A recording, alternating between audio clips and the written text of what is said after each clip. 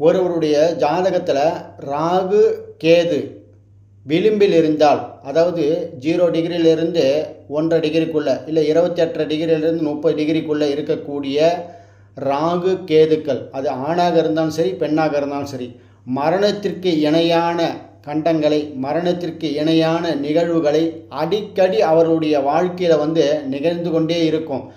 ஏன்னா அந்த ராகு கேதுங்களுக்கு 1-5-9 எந்தெந்த கிரகம் இருக்கோ அந்தந்த கிரகத்தினுடைய அடிப்படையில் அந்த ஜாதகர் அந்த உறவுகள் மூலியமாக அடிக்கடி பாதிப்புக்கு உள்ளாவார். அதனால தான் அவருக்கு நிகழ்காலத்தில் நடப்பு காலத்தில் மரணத்திற்கு இணையான சில கண்டங்கள் நிகழும் அப்படின்றத நிதர்சனமாக எழுதி கொடுக்கலாம்.